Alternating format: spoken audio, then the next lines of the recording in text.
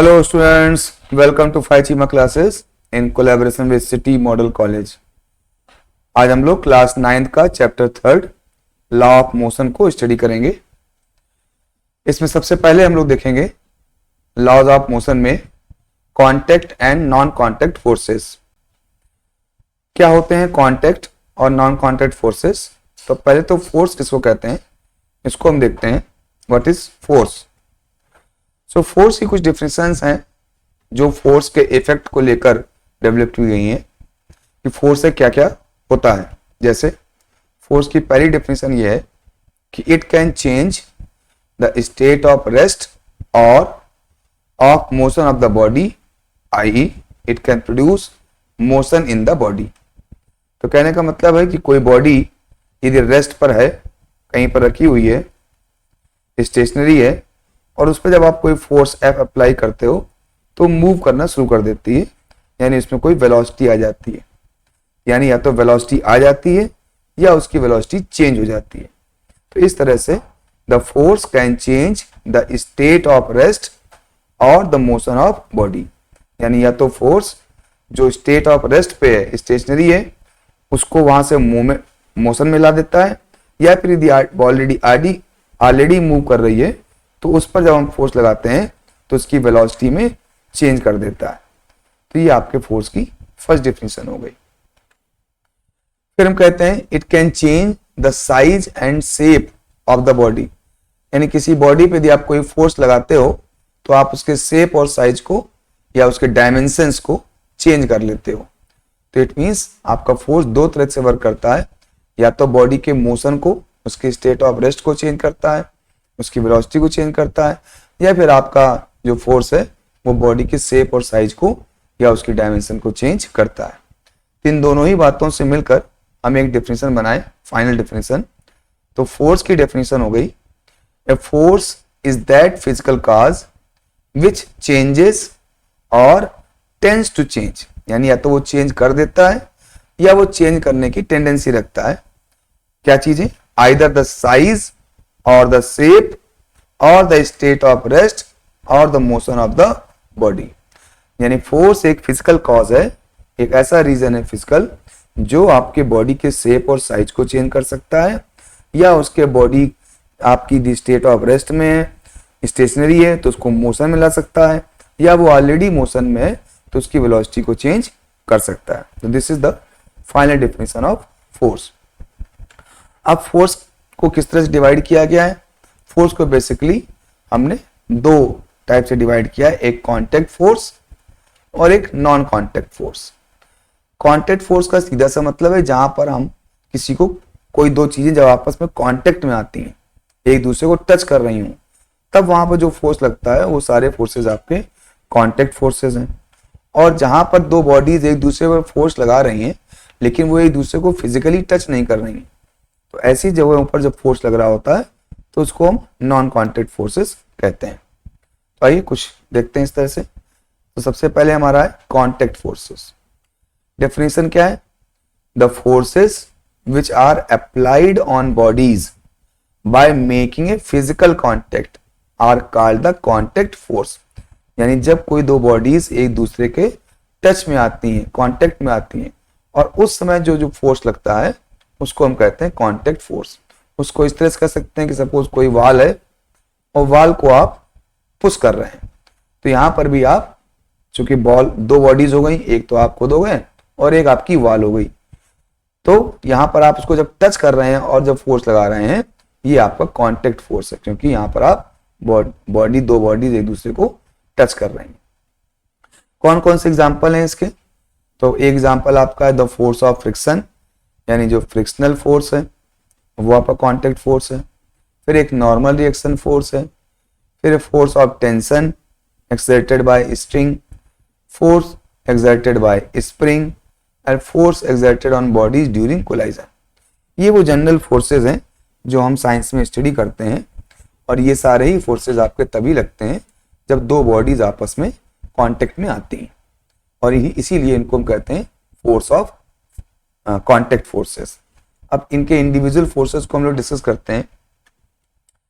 जैसे आपका frictional force है, तो फ्रिक्शन फोर्स के लिए आप देखिए, जैसे कोई बुक आपकी टेबल पर रखी हुई है और इस बुक को आप स्लाइड करना चाहते हैं। जब आप बुक को स्लाइड करना चाहते हैं तो आप एक फोर्स लगाते हैं, जिसको हमने यहाँ पर कहा है पुश। आप पुश कर रहे हैं, जब पुश कर रहे हैं तो आपकी बुक आगे की ओर मूव करने लगती है। ऐसा इसलिए होता है, आपको फोर्स इसलिए लगाना होता है क्योंकि जैसे ही आप बुक को स्लाइड करना चाहते हैं तो तुरंत बुक और टेबल के जो सरफेस है जो आपस में कांटेक्ट में आ रहा है, उस कांटेक्ट पर एक फ्रिक्शन फोर्स वर्क करने लगता है और ये फ्रिक्शन फोर्स आपके बुक के मूवमेंट को अपोज करता है, बुक के मोशन को अपोज करता है। इसीलिए हमको एक बाहर से फोर्स लगाना पड़ रहा है। तो ये जो आपका फोर्स ऑफ फ्रिक्शन है, ये बुक का टेबल के साथ कांटेक्ट में होने की वजह से ही है। यदि बुक टेबल के कांटेक्ट में नहीं हो तो वहां पर आपका फोर्स ऑफ फ्रिक्शन नहीं लगेगा। तो इस तरह से जो फोर्स ऑफ फ्रिक्शन है वो दो बॉडीज के कांटेक्ट में होने की वजह से ही लग रहा है, इसीलिए इसको हम कहते हैं फोर्स ऑफ फ्रिक्शन। यहां जो आप पुश लगा रहे हो, ये पुश भी आपका कांटेक्ट फोर्स है, क्योंकि आप स्वयं एक बॉडी हैं और आप बुक पर फोर्स लगा रहे हैं। तो दो बॉडीज और बुक पर आप बिना बुक को टच किए फोर्स नहीं लगा सकते, तो इसलिए पुश भी क्या हो गया, ये पुश भी आपका कांटेक्ट फोर्स हो गया। तो फ्रिक्शन फोर्स की डेफिनेशन क्या हो गई कि when a body slides over A rough surface, a force start acting on the body in a direction opposite to the motion of the body along the surface in contact। यानी जब भी कोई एक body को दूसरी body के ऊपर slide करना चाहेंगे तब तुरंत वहां पर एक अपोजिट डायरेक्शन में फोर्स लगेगा आपके मोशन के, जिसको हम कहेंगे फोर्स ऑफ फ्रिक्शन। अब यहां पर यह बात ध्यान रखने की है कि ये फोर्स ऑफ फ्रिक्शन तभी लगता है when body tends to move, when body tends to slide। ये फोर्स तभी लगेगा जब आप बॉडी को स्लाइड कराना चाहेंगे। If you do not apply this push force then there would be no force of friction. यदि सिंपल बुक रखी हुई है और वो स्लाइड नहीं कर रही है और आप कोई फोर्स नहीं लगा रहे उसको स्लाइड कराने के लिए, तो उस समय फोर्स ऑफ फ्रिक्शन भी नहीं लगेगा। तो फोर्स ऑफ फ्रिक्शन तभी लगता है जब आप इस बुक को स्लाइड करना चाहेंगे, उसी समय ये फोर्स ऑफ फ्रिक्शन एग्जिस्टेंस में आता है। और ये इसीलिए आ रहा है क्योंकि आपकी दो बॉडीज आपस में कांटेक्ट में है। नेक्स्ट टाइप कौन सा है हमारा, नॉर्मल रिएक्शन फोर्स है। तो नॉर्मल रिएक्शन फोर्स क्या है, इसमें क्या है कि when a body placed on a surface the body exert a force downward equal to its weight on the surface. यानी जैसे ये आपका एक सरफेस हो गया, इस पर आपने एक कोई बॉडी रख दी, तो जो बॉडी का वेट है वो खुद डाउनवर्ड नीचे की ओर वर्क करेगा और इस वेट की वजह से जो आपकी सरफेस है उसको ये पुश कर रहा है। तो जो सरफेस है वो आपकी बॉडी पर एक अपवर्ड डायरेक्शन में फोर्स लगाएगी, इसको कहते हैं नॉर्मल फोर्स। बॉडी का खुद का वेट नीचे की ओर वर्क कर रहा है और बॉडी क्योंकि सरफेस से कांटेक्ट में है तो सरफेस एक फोर्स लगा रहा है ऊपर की ओर और वो फोर्स है नॉर्मल फोर्स। ये सरफेस आप यहां से हटा दो तो आपका नॉर्मल फोर्स भी गायब हो जाएगा। यानी जब कोई बॉडी एयर में मूव कर रही होती है या गिर रही होती है या आपने ऊपर की ओर थ्रो की रही होती है तो उस समय कोई भी कांटेक्ट फोर्स यानी नॉर्मल फोर्स नहीं होता। क्यों नहीं होता, क्योंकि उस समय कोई भी आपकी बॉडी से कांटेक्ट में कोई चीज नहीं है, इसीलिए वहां पर कोई नॉर्मल फोर्स नहीं है। लेकिन जैसे ही बॉडी किसी सरफेस से कांटेक्ट में आएगी तो वो सरफेस उस बॉडी पर एक नॉर्मल फोर्स लगाएगी। ठीक है, तो इस तरह से when a body is placed on a surface, तो ये बॉडी हो गई और ये सरफेस हो गई। The body exert a force downwards, तो जो बॉडी है वो डाउनवर्ड फोर्स लगा रही है, उसका खुद का वेट सरफेस के ऊपर। But the body does not move और फॉल। अब बॉडी नीचे तो गिर नहीं रही है क्योंकि नीचे सरफेस है। क्यों नहीं गिर रही है, क्योंकि जो सरफेस है वो exert an equal and opposite force on the body normal to the surface. क्योंकि जो सरफेस है वो अपनी सरफेस के परपेंडिकुलर, ये ध्यान रखने वाली बात है कि जो ऊपर फोर्स लगेगा वो हमेशा सरफेस के परपेंडिकुलर लगेगा। ये कौन लगा रहा है, ये सरफेस लगा रहा है। किस पर लगा रहा है, बॉडी पे लगा रहा है। कितना लगा रहा है, जितना कि उसका वेट है उतना ही आपका नॉर्मल फोर्स भी लग रहा है। यानी ये नॉर्मल फोर्स जो N है वो एक्चुअली में यहाँ पर किसके इक्वल है, mg के इक्वल है। क्यों इक्वल है, क्योंकि बॉडी ना तो ऊपर जा रही है और ना नीचे। जब बॉडी कहीं मूव नहीं कर रही है इसका मतलब बॉडी पर नेट फोर्स क्या हो गया, नेट फोर्स 0 हो गया। और 0 तभी हो सकता है जब ऊपर की ओर लगने वाला नॉर्मल फोर्स नीचे की ओर लगने वाले उसके वेट के इक्वल हो। जब इक्वल होगा तो दोनों फोर्स एक दूसरे को कैंसिल कर देंगे और नेट फोर्स 0 हो जाएगा और बॉडी में कोई मोशन या मूवमेंट नहीं होगा। तो इस प्रकार से नॉर्मल फोर्स हमेशा सरफेस के परपेंडिकुलर और वेट के इक्वल लगता है। ठीक है, तो ये तो यहाँ पर डेफिनेशन हो गई आपकी नॉर्मल रिएक्शन फोर्स की। इस नॉर्मल रिएक्शन फोर्स को क्योंकि ये परपेंडिकुलर लगता है इसलिए नॉर्मल फोर्स कहते हैं। 90 का मतलब नॉर्मल होता है। और रिएक्शन फोर्स भी कहते हैं, इसीलिए इसको या तो N से रिप्रेजेंट करते हैं नॉर्मल फोर्स, या कहीं कहीं पर इसको हम R से रिप्रेजेंट भी करते हैं। R का मतलब रिएक्शन फोर्स। तो आप R से भी रिप्रेजेंट करते हैं और आप N से भी रिप्रेजेंट करते हैं।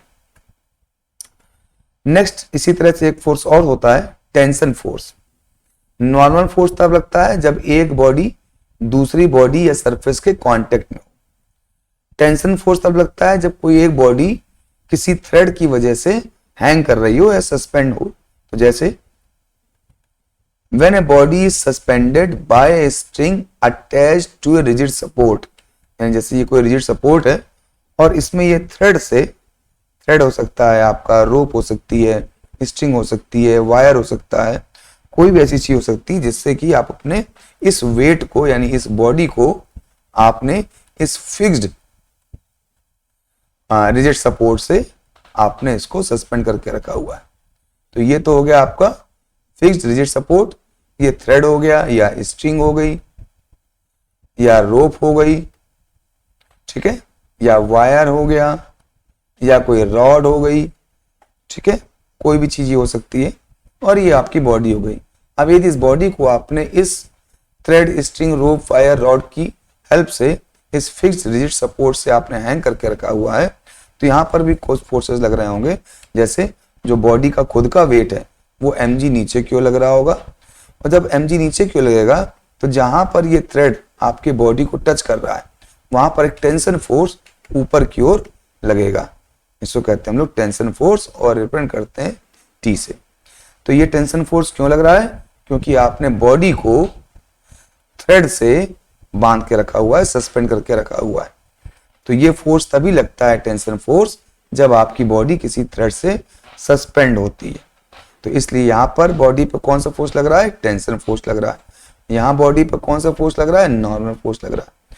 अब एक चीज और ध्यान देने वाली बात है, जो नॉर्मल फोर्स होता है वो सरफेस के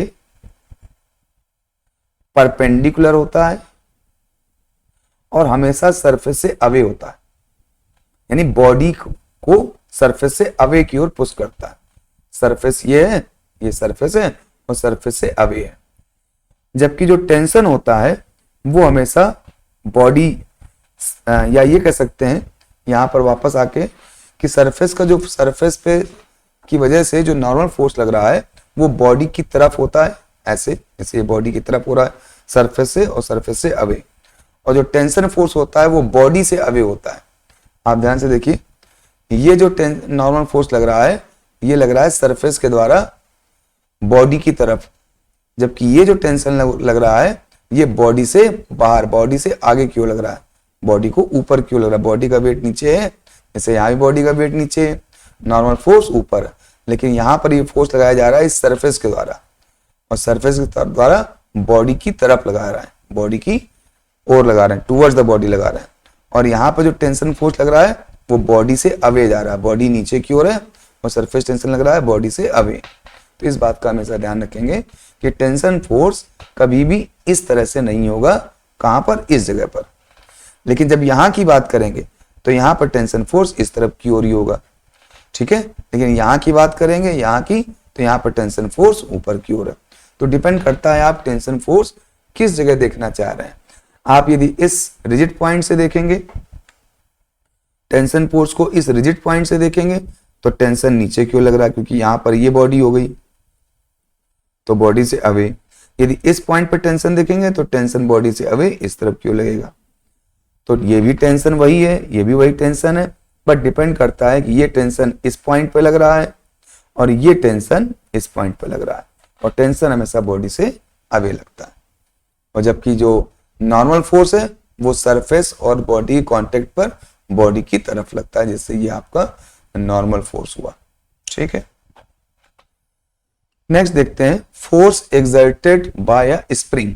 अब स्प्रिंग की वजह से भी फोर्स लगता है। इस तरह की स्प्रिंग आपने देखी होगी, इस पर हम कोई वेट सस्पेंड करते हैं और उस वेट की वजह से ये स्प्रिंग स्ट्रेच हो जाती है और ये हमारा मीटर कुछ वैल्यू को बता देता है, जो वैल्यू बताता है वही इसका वेट हो जाता है। वो इसलिए क्योंकि जो इसका वेट है, जो बॉडी हमने यहाँ पर सस्पेंड की है उसका जो वेट होगा mg, उतना ही स्प्रिंग में भी एक स्प्रिंग फोर्स या टेंशन क्रिएट हो जाता है, और वही टेंशन इस रीडर के द्वारा यहां से हम लोग रीड कर लेते हैं। तो इस तरह से ये टेंशन आपके वेट को रिप्रेजेंट करता है। इस प्रकार से या आपने किसी स्प्रिंग से वेट को सस्पेंड किया तो स्प्रिंग नीचे की ओर आ जाती है और यहाँ पर आपका रीडर उसको मेजर कर देता है, और आप टेंशन को, यानी टेंशन और इसका जो वेट है वो सेम चीज है। जितना इसका वेट होगा उतना ही स्प्रिंग नीचे आएगी और स्प्रिंग में टेंशन क्रिएट हो जाएगी, और वो टेंशन से आप इसका वेट यहाँ पे जो रीडिंग है उसको देख करके बता सकते हैं। तो अब इस प्रकार से स्प्रिंग जो फोर्स लगा रही है वो भी एक प्रकार का कांटेक्ट फोर्स है, क्योंकि ये बॉडी से कांटेक्ट में नहीं आएगी तो आपका स्प्रिंग फोर्स नहीं लगेगा। तो इस तरह से हम देखेंगे कौन कौन से हैं। जैसे ये अभी हमने स्प्रिंग को इस तरह से किसी फिक्स्ड पॉइंट पर यहाँ पर टाइट कर दिया है। अभी यदि स्प्रिंग को आप कंप्रेस कर दीजिए, दबा दीजिए या इसको स्ट्रेच कर दीजिए, दोनों ही केसेस में स्प्रिंग एक फोर्स लगाएगी। जैसे यहाँ पर हमने स्प्रिंग को स्ट्रेच कर दिया, पुल कर लिया, पुल करने से क्या हो गया, इसकी जो लेंथ थी वो अब यहाँ पर इंक्रीज होकर लेंथ इंक्रीज हो गई। जब लेंथ इंक्रीज हो गई तो स्प्रिंग क्या करेगी, स्प्रिंग वापस अपनी ओरिजिनल लेंथ पे आने के लिए एक इनवर्ड फोर्स लगाएगी, जिसको कहते हैं रिस्टोरिंग फोर्स। तो यदि आप जो है स्प्रिंग को पुल करके बाहर की ओर खींचोगे तो स्प्रिंग अंदर की ओर फोर्स लगाएगी, रीस्टोरिंग फोर्स। रीस्टोरिंग का मतलब वो अपनी ओरिजिनल पोजीशन को रीस्टोर करना चाहती है, वापस लाना चाहती है। तो इस तरह से इस किसी भी स्प्रिंग पर जब आप पुल करते हो, उसकी लेंथ को इंक्रीज करते हो, तो वो अपनी लेंथ को वापस डिक्रीज करना चाहती है, इसलिए रिस्टोरिंग फोर्स आपके अप्लाइड फोर्स के अपोजिट डायरेक्शन में लगाती है। ऐसे ही स्प्रिंग को आप कंप्रेस करते हो, फोर्स लगा रहे हो अंदर की ओर, स्प्रिंग की लेंथ को छोटा कर रहे हो, तो फिर से क्या होगा, जो स्प्रिंग होगी अपनी लेंथ को इंक्रीज करना चाहेगी, क्योंकि आपने उसकी ओरिजिनल लेंथ को डिक्रीज कर दिया है बाय अप्लाइंग पुश फोर्स। तो स्प्रिंग अब फोर्स लगाएगी आपके फोर्स के अगेंस्ट। आप लगा रहे हो स्प्रिंग को कंप्रेस करने के लिए, तो स्प्रिंग खुद को रिस्टोर करने के लिए आउटवर्ड फोर्स लगाएगी, फिर से उसको कहेंगे रिस्टोरिंग फोर्स। यानी जो स्प्रिंग फोर्स लगाती है उसको हम रिस्टोरिंग फोर्स कहते हैं, और ये डिपेंड करता है कि आपने स्प्रिंग को कंप्रेस किया है या स्ट्रेच किया है। स्ट्रेच किया है तो वो वापस अपना आना चाहेगी, और कंप्रेस किया है तो वो एक्सटेंड होना चाहेगी। इसीलिए रिस्टोरिंग फोर्स की डायरेक्शन स्प्रिंग के द्वारा चेंज होती रहती है, और ये तभी लग रही है जब आपने कोई उस बॉडी को टच में रखकर आपने उसको पुश या पुल किया है। यदि आप पुल या पुश नहीं करेंगे तो स्प्रिंग भी कोई फोर्स नहीं लगाएगी, तो इसलिए ये भी क्या है, कॉन्टेक्ट फोर्स हो गया। जैसे अब कुछ और एग्जांपल देख लेते हैं। जैसे यहाँ दो बॉडीज हैं ए और बी, इनको स्प्रिंग से अटैच कर दिया गया। अब यदि इनको पुश कर दिया जाए आपस में एक दूसरे की तरफ, तो क्या होगा, जब आप इनकी डिस्टेंस को पुश कर देंगे, लेंथ स्प्रिंग की कम कर देंगे, तो जैसे ही आप उसको रिलीज करेंगे, स्प्रिंग वापस से अपनी रिस्टोरिंग फोर्स से इन ब्लॉक्स को फर्दर अवे डिस्प्लेस कर देगी, जिससे कि उसकी ओरिजिनल लेंथ वापस आ जाए। ऐसे ही यदि स्प्रिंग को आपने स्ट्रेच कर दिया है, इस तरह से यहां पर स्प्रिंग को यहां पर आपने स्ट्रेच कर दिया है, तो स्प्रिंग क्या करेगी, वापस से अपनी डायरेक्शन में अपनी लेंथ को छोटा करना चाहेगी, तो वो रिड्यूस करने के लिए अंदर की ओर रिस्टोरिंग फोर्स लगाएगी, यानी ब्लॉक्स को अंदर की ओर अट्रैक्ट करेगी। तो इस प्रकार से स्प्रिंग फोर्स लगाती है अपने लेंथ में इंक्रीमेंट में होने वाले चेंज के अपोज करने के लिए। नेक्स्ट देखते हैं, नेक्स्ट है फोर्स एक्सर्टेड ड्यूरिंग कोलिजन। यानी कभी कभी कोई जो बॉडीज होती हैं वो आपस में कोलाइड करती हैं, और जब वो कोलाइड करती हैं तो एक दूसरे को पुश करती हैं। जैसे यहां पर देखें, एक बॉडी ए इस तरफ की ओर आ रही है और एक बॉडी बी इस तरफ की ओर आ रही है। जब ये आके आपस में कोलाइड करती हैं तो जैसे ही कोलाइड करेंगी तो वहां तुरंत फोर्स लगेगा। जो बी बॉडी है वो ए पर फोर्स लगाएगी, उसको एफ ए बी कहा गया है। एफ ए बी का मतलब है force on A due to B. ठीक है, तो ये जो फोर्स हो गया, ये फोर्स लगाया जा रहा है बी के द्वारा। ठीक है, so B is applying this force. किस पे लगा रहा है? On A. तो force on A due to B, तो ये एफ ए बी हो गया। तो ऑब्वियस बात है कि बॉडी बी फोर्स लगाएगी तो वो अपने से अवे लगाएगी, इस तरफ क्यों लगा रही है। अब जब कांटेक्ट में है तो ए भी कांटेक्ट में बी के है तो ए भी फोर्स लगाएगा, तो ए लगाएगा आपको इस तरफ। तो ये फोर्स क्या हो गया? Force on B due to A. तो दो फोर्स हो गए, इस तरफ की ओर फोर्स हो गया, फोर्स बी पर कौन लगा रहा है? ए। और इस तरफ हो गया फोर्स ए पर कौन लगा रहा है? बी। लेकिन ये दोनों ही फोर्सेस आपस में इक्वल होंगे। जब दो बॉडीज आपस में कोलाइड करती हैं तो जो कांटेक्ट फोर्स होता है, यानी उन दोनों के कोलिजन के समय जो उनमें कांटेक्ट हुआ और कांटेक्ट के समय जो फोर्स लगा, वो दोनों ही फोर्स एक दूसरे पर इक्वल लगाते हैं। ऐसा नहीं है कि ये बड़ी बॉडी है तो ज्यादा फोर्स लगा रही है, ये छोटी बॉडी है तो छोटा फोर्स लगा रही है। जब भी कोई दो बॉडीज आपस में कांटेक्ट में आएंगी तो दोनों ही इक्वल फोर्स लगाएंगी। तो एफ ए बी और एफ बी ए ये दोनों ही आपस में इक्वल फोर्स हैं। इनका मैग्नीट्यूड इक्वल है, इनकी डायरेक्शन अपोजिट है। ए की डायरेक्शन इधर है और बी पर लगने वाले फोर्स डायरेक्शन इधर है, लेकिन वैल्यू उन दोनों की सेम है। अब उसी फोर्स की वजह से फिर ये बॉडी इस तरह मूव करेगी और ये बॉडी इस तरह मूव करेगी। ये डिपेंड करता है किसका कितना ज्यादा मास है, उस पर उनका मोशन डिपेंड करेगा कि कौन किस तरफ जाएगा। लेकिन इस बात में कोई चेंज नहीं होगा कि दोनों जो फोर्स लग रहे हैं वो दोनों ही इक्वल होंगे और अपोजिट होंगे। तो ये बात आपको ध्यान रखनी है कि जब भी दो बॉडीज कांटेक्ट में आती हैं, कोलाइड करती हैं, तो उनके बीच में जो फोर्स लगता है वो हमेशा इक्वल होगा और अपोजिट होगा। उनका मोशन किस तरफ होगा, कौन किधर जाएगा आफ्टर कोलिजन, ये डिपेंड करता है कि कौन किस वेलोसिटी से आ रहा था और किसका कितना मास है। ठीक है, नेक्स्ट देखते हैं नॉन कांटेक्ट फोर्सेस। अब नॉन कांटेक्ट फोर्सेस कौन से हैं? तो जैसे कि यहां पर नाम से पता चल रहा है कि नॉन कांटेक्ट यानी बॉडीज के बीच में कोई कांटेक्ट नहीं है, तो वो कहलाता है आपका नॉन कांटेक्ट फोर्सेस। अब एग्जांपल देख लेते हैं इसका। तो कांटेक्ट फोर्सेस देख लिया, अब नॉन कांटेक्ट फोर्स के देख ले हम लोग। The force experienced by bodies even without being physically touched are called the non contact forces और the forces at a distance. तो कुछ फोर्सेस ऐसे होते हैं जिनके लिए दो बॉडीज का आपस में कांटेक्ट में होना जरूरी नहीं है, बिना कांटेक्ट में आए ही वो एक दूसरे पर फोर्स को एक्सर्ट कर सकते हैं। जैसे gravitational force, electrostatic force, magnetic force. Gravitational force को देखें तो आप पाते हैं कि in universe each particle attracts the other particle due to its mass. This force of attraction between them is called gravitational force. तो कोई भी दो पार्टिकल हो, कोई भी दो बॉडीज हो, उनके बीच में हमेशा एक अट्रैक्शन का फोर्स लगता है। जो ग्रेविटेशनल फोर्स होता है ये हमेशा अट्रैक्शन का फोर्स होता है। हमेशा दो बॉडीज एक दूसरे को अट्रैक्ट करती हैं, कभी भी रिपेल नहीं करती। और उनको आपस में एक दूसरे को अट्रैक्ट करने के लिए एक दूसरे के टच में आने की या एक दूसरे को कांटेक्ट करने की कोई जरूरत नहीं होती। जैसे एग्जांपल लें, आप ये देखते हैं कि जो न्यूटन्स का सबसे इंपॉर्टेंट एग्जाम्पल था जिससे उसका दिमाग खुला था, वो ये कि आपका एप्पल ट्री के नीचे बैठा और सर पे एप्पल गिर गया, तो तभी से न्यूटन ने ग्रेविटेशनल फोर्स को अपने न्यूटन लॉ में शामिल कर लिया।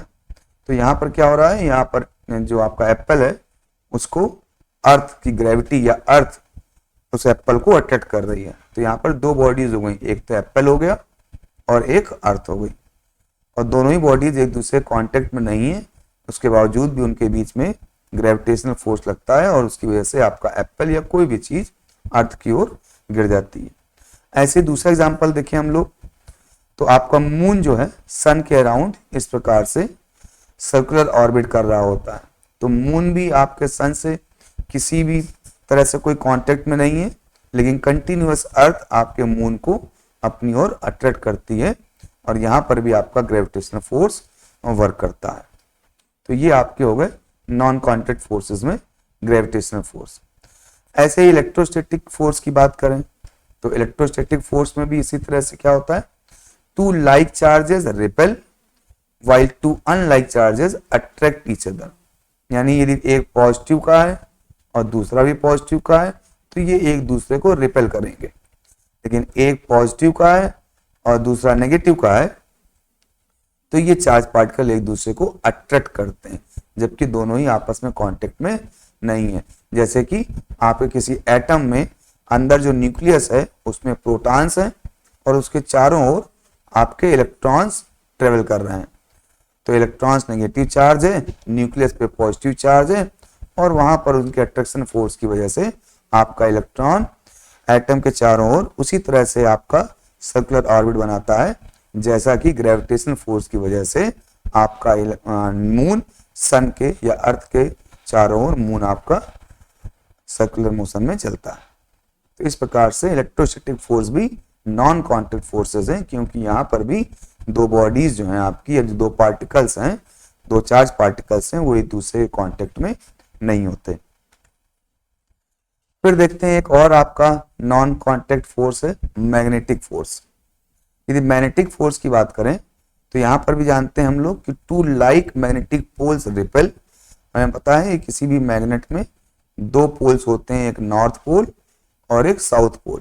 यदि दो मैग्नेट हम सामने लाएं और दोनों के नॉर्थ पोल यदि सामने होते हैं तो एक दूसरे को वो रिपेल करते हैं, और जबकि दोनों के अपोजिट पोल सामने हो, जबकि वो एक दूसरे को कांटेक्ट में भी ना हो, बस एक दूसरे के नियर बाय हो, वो आपस में कहीं पर कांटेक्ट में नहीं है, उसके बावजूद भी वो एक दूसरे को अट्रैक्ट कर लेते हैं यदि वो अनलाइक पोल सामने होते हैं। ठीक है, तो इस तरह से हम देखते हैं जैसे किसी मैग्नेट को दूसरे मैग्नेट के पास में लाते हैं और वो कांटेक्ट में भी नहीं होते, उसके बावजूद भी दूसरा मैग्नेट अट्रैक्ट हो जाता है आपके एक मैग्नेट की तरफ। तो ये आपका मैग्नेटिक फोर्स हो गया। तो अब कुछ जनरल कैरेक्टर्स हैं आपके नॉन कांटेक्ट फोर्सेस के। क्या? The gravitational force is always attractive nature. जो ग्रेविटेशनल फोर्स है हमेशा अट्रैक्टिव होता है, जबकि इलेक्ट्रोस्टैटिक और मैग्नेटिक फोर्स आपके अट्रैक्टिव की भी हो सकते हैं और रिपल्सिव भी हो सकते हैं। सेम पॉजिटिव चार्ज है तो रिपल्सन, सेम नेगेटिव चार्ज है तब भी रिपल्सन, एक पॉजिटिव एक नेगेटिव है तो आपका अट्रैक्शन। ऐसे ही आपके मैग्नेट में दोनों अपोजिट पोल्स हैं तो अट्रैक्शन, और दोनों आपके सेम पोल्स हैं तो रिपल्सन।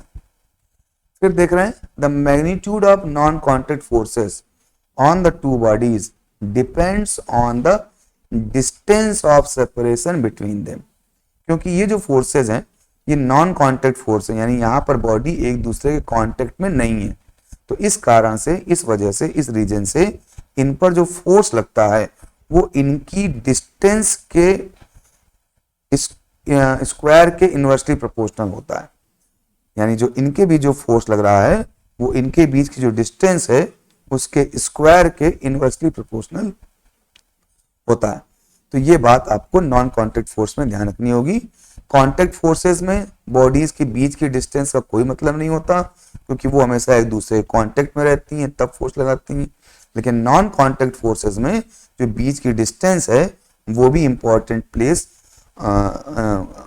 रोल प्ले करती है। इसलिए जो फोर्स लगता है उनके बीच में, चाहे वो अट्रैक्शन का हो या रिपल्सन का हो, वो प्रोपोर्शनल होता है उनके बीच की डिस्टेंस के स्क्वायर के इनवर्स के। तो इस तरह से हमने ये कुछ कॉन्टैक्ट फोर्स और नॉन कॉन्टैक्ट फोर्सेस के बारे में जाना। अब इन चीज़ों को आप रिवाइज करिएगा, नेक्स्ट टर्न पे हम आगे पढ़ेंगे और कुछ क्वेश्चंस और न्यूमेरिकल्स भी लगाएंगे। तो आज के लिए बस इतना ही। नेक्स्ट टर्न तक के लिए bye bye and take care.